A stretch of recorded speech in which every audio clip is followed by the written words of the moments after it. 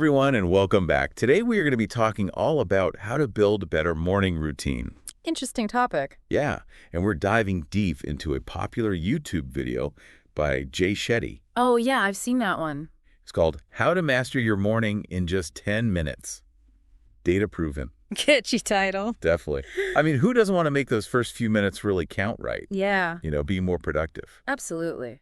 I think we're all looking for ways to kind of set ourselves up for success. Right, and Shetty starts off with this kind of alarming statistic. Oh. He says 25% of people are already on their phones within the first minute of waking up. Wow, seriously. Yeah, and over half within 10 minutes. I plead guilty on that one. Me too, some days, for sure. But it makes sense, right? It's like almost an automatic reaction now to reach for your phone first thing. Yeah, it's like that little dopamine hit. Exactly. But Shetty argues that starting your day bombarded by all that stuff, the news, notifications, social media, All of it. it can really put you in a reactive mode right off the bat. Instead of starting at zero, you're starting in a deficit. Kinda, yeah. You're letting the outside world kind of dictate your energy before you've even had a chance to check in with yourself. He actually calls these distractions the 4 N's. Catchy. News, notifications, negativity, and noise. So each one kind of puts you at a -1 for the day. Exactly, leaving you at a -4 before you even get out of bed. Ouch. I don't know about you, but I'd much rather start the day with a positive score. Me too, for sure. So that's where his 4 habits come in. Okay, I'm intrigued. Fill me in. It's about replacing those negative inputs with something more intentional, something uplifting. Okay, so which of these habits kind of stands out to you the most? Well, they're all interconnected, but I think the foundation is thankfulness. Okay, how so? Shetty's take on this isn't just about feeling grateful, it's about actively expressing it. Like actually telling people you appreciate them. Exactly. He shared this great anecdote about getting messages from his friends Nick and Joe after a party. Oh yeah, I remember that one. Nick just sent a quick, "Thanks, had a great time." But Joe actually went into detail about what he specifically enjoyed. Yeah, like the conversations and the food. And Shetty pointed out how Joe's message, that specific gratitude, actually made both of them happier. So it wasn't just about saying thank you.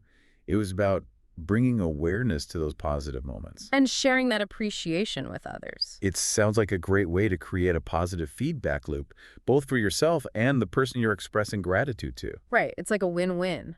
But what if you're just not feeling it some days? Won't forcing yourself to come up with something feel, inauthentic? I hear you. I think the key here is to find something, even something small that you genuinely appreciate. Like what? Maybe it's the warmth of your morning coffee or a funny text from a friend. Or even just the fact that you woke up healthy. Exactly. It doesn't have to be a grand gesture. I like that, focusing on those small everyday joys. Yeah, it's about shifting your perspective. So Shetty challenges listeners, and that means you too, to try texting a friend or family member something specific you're grateful for every morning for the next week. Oh, wow, that's a good challenge. I think you're up for it. I think so. What's the harm in trying? You might be surprised at the ripple effect it creates. Okay, challenge accepted. All right. So on to habit number 2, inspiration. Okay, what's the deal with inspiration? Well, Shetty makes this interesting point that we're always quick to restock physical things when we run low right milk bread, you name it. Makes sense. But we often forget to replenish our inspiration. It's like we neglect our mental and emotional needs sometimes. Totally. And Shetty suggests intentionally seeking out those sources of inspiration that re-energize us. Okay, so what does that look like practically? He actually shared some of his personal go-tos. He listened to Steve Jobs' Stanford commencement speech every day for 9 months. Can you believe that? Wow, that's dedication. Then he moved on to Matthew McConaughey's Oscar acceptance speech, which he listened to daily for 30 days. Interesting choices. And what's interesting about those examples isn't just the content of the speeches, but the consistency of the practice. So it's about having a source of inspiration you can return to again and again, something that recenters you. That's a great point. It's not just about finding something inspiring. It's about making it a regular practice, almost like a ritual. I like that. But why those specific speeches for so long? What was it about them that resonated so deeply with him? It probably comes down to a combination of factors, right? The message itself, the way it was delivered, and perhaps even a personal connection to the speaker or the topic. Yeah, like finding a song that perfectly captures a certain mood. You can listen to it over and over and still find meaning in it. Exactly. It's about finding those sources that speak to you on a deep level. So I'm curious, what's your go-to source of inspiration? What gets you fired up and ready to tackle the day? That's a good question. Let me think about that. We'll dive into Shetty's next two habits, meditation and exercise, right after this. Okay, we're back and ready to unpack the next two habits in Shetty's morning routine framework. Which are? Meditation and exercise. Ah, yes, the classics. But sometimes I gotta admit, the thought of meditation kind of makes me want to take a nap instead. Uh-huh, I hear ya. There's this idea that it has to be this big, complicated thing. Yeah, like you need to be sitting on a mountaintop somewhere. Exactly. But Shetty actually offers a really simple starting point. Oh, that's good. He suggests just 5 minutes in the morning and 5 minutes in the evening. 5 minutes, even I can handle that. Right. So it's not about sitting there for hours on end, Not at all. It's more about creating a consistent practice. like a daily check-in with yourself. Exactly. He even gives you some guiding questions to focus on during those 5 minutes. Okay, like what? In the morning, he suggests asking yourself, what's the one thing I need to do for myself today? Interesting. And then? And then in the evening, you reflect on how it felt to actually prioritize that one thing. Oh, I like that it's like setting an intention for the day and then holding yourself accountable in the evening. Right. It's not just about clearing your mind. It's about actively shaping your day. So if someone wants to go deeper with their meditation practice, does Shetty have any tips for that? He does. He has other resources like his book, Think Like a Monk, Right. or the guided meditations he has on the Calm app. Yeah, those are great. So yeah, lots of options to explore. Cool. Okay, let's move on to the final habit, exercise. Everyone's favorite. Well, I think we all know it's good for us, but what's Shetty's kind of unique spin on this?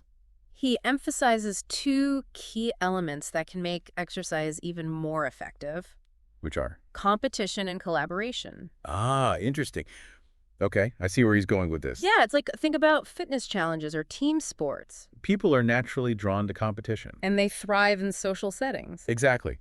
There's a reason why things like step count challenges are so popular. They tap into that competitive spirit, but also create a sense of community. It's like gamifying your workout. Exactly. Shetty actually gave the example of families competing over their daily step counts. Oh, that's fun. I thought that was such a fun way to get everyone moving. It's a great example of how to incorporate both competition and collaboration. And you can adapt that concept to your own life, right? Absolutely. Maybe you join a running club or do a virtual fitness challenge with friends. Or even just find a workout buddy to keep you accountable. Yeah, it's about finding that sweet spot where you're pushing yourself, but also having fun and connecting with others. I love that, turning exercise into something social and engaging instead of a chore. Exactly. So we've got the 4 habits down: Yeah. thankfulness, inspiration, meditation, and exercise. Sounds like a good plan. But Shetty focuses a lot on the what of the morning routine, Right. the habits themselves. Right. What about the when? Does timing matter? That's a great point, and one that Shetty doesn't really address in the video. Yeah, does he? We all have different chronotypes, right? Some of us are morning larks, some are night owls. And others fall somewhere in between. So figuring out your own chronotype and how it aligns with your daily schedule could make a big difference. Absolutely. Forcing yourself to wake up super early and do a high-intensity workout if you're naturally a night owl might not be the best approach. Yeah, you got to work with your body's natural rhythms. It's about finding what works best for you. Okay, so paying attention to your body's natural rhythms is key. I'm starting to see how all these pieces fit together. It's not just about adopting these habits, it's about tailoring them to your individual needs and preferences. Exactly. There's no one-size-fits-all approach. When it comes to creating a morning routine that really sets you up for a successful and a fulfilling day. This has been such an eye-opening deep dive. Mm-hmm. I feel like I have a whole new perspective on morning routines.